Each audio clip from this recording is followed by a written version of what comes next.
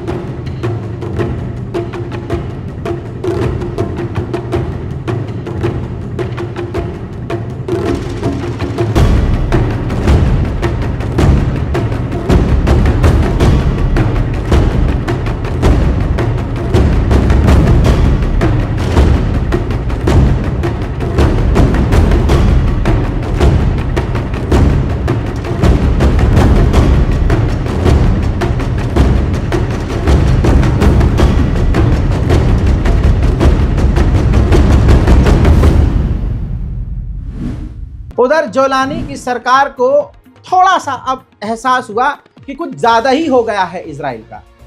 तो दोस्तों, अब जोलानी की सरकार यानी जोलानी ने खुद इजराइल से कहा है कि मुन्ना, अब आपका बहुत ज़्यादा हो गया है।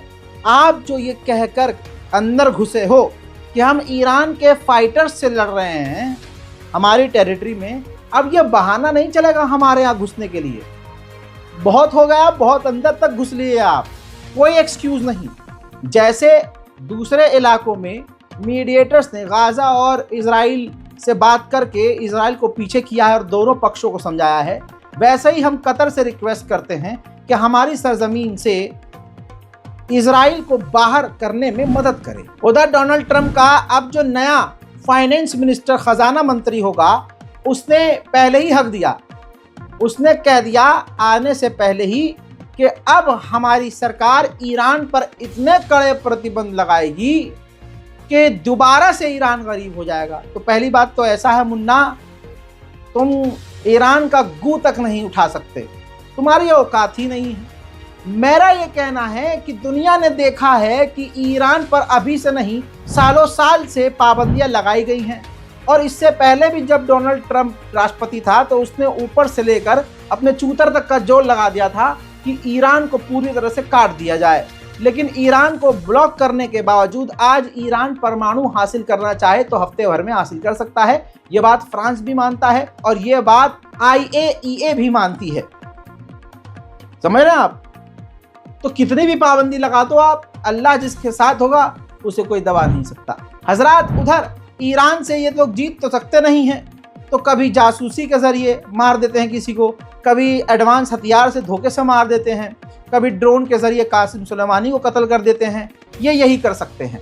अब ईरान ने 15 आतंकवादियों को, विदेशी जो थे उन आतंकवादियों को पकड़ा है जिनका इरादा था ईरान के अंदर खतरनाक हमला करने का। उधर ताजिकिस्तान और ईरान ने बड़े एग्रीमेंट किए हैं, एग्रीमेंट पर साइन किए हैं, जिसमें ट्रेड यानी बिजनेस, इंपोर्ट एक्सपोर्ट, उसके अलावा एजुकेशन, तमाम बड़े एग्रीमेंट पर साइन करके ताजिकिस्तान और ईरान थोड़े और करीब हुए हैं। उधर स्वीडन के प्रधानमंत्री ने ईरान पर इल्जाम लगाते हुए कहा कि ईरान अपने आतंकी ग्रुप का, टेररिस्ट ग्रुप का और गुंडे जो माफिया ग्रुप है उनका इस्तेमाल कर रहा है विदेशों में इजरायलियों के ऊपर हमला करने के लिए और करवाने के लिए।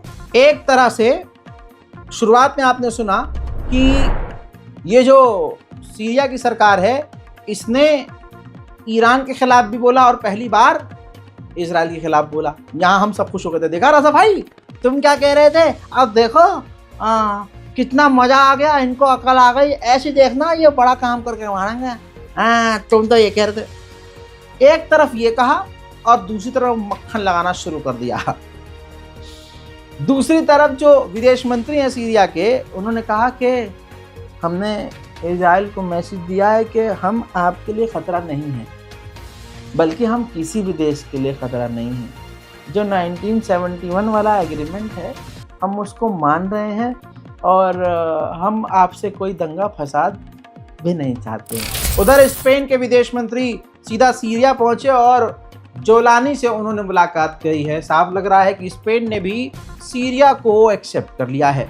उधर स्पेन ने इसी के साथ 13 साल के बाद सीरिया के अंदर अपनी एम्बेसी खोल ली है। उधर कतर के प्रधानमंत्री सीरिया पहुंचे और उन्होंने सीरिया की सरजमीन से मांग की कि इजराइल सीरिया की जमीन से बाहर निकल जाए। 13 साल बाद जॉर्डन ने भी सीरिया के लिए अपने जहाजों को, अपनी फ्लाइट सर्विस को शुरू कर दिया है। उधर ज्यादातर लगभग सीरिया की जो बिजली खपत होगी वो कतर ही पूरी करेगा, कतर सीरिया को बिजली देगा। उधर में दोस्तों सीरिया की इस नई सरकार, जोलानी सरकार ने कहा है कि बशर अल असद के सैनिकों के खिलाफ हम लगातार गिरफ्तारी ऑपरेशन कर रहे हैं, उनको गिरफ्तार कर रहे हैं। इसी के साथ सीरिया के विदेश मंत्री ने जापान की भी डेलीगेशन से मुलाकात की है। वहीं मेरे दोस्तों PKK को निशाना बनाते हुए तुर्की के ड्रोन और फाइटर जेट ने PKK के इलाकों में हमला किया, जिसके बाद सिविलियंस के मकानों को नुकसान पहुंचा है, सड़कों पर खड़ी गाड़ियों में आग लग गई है।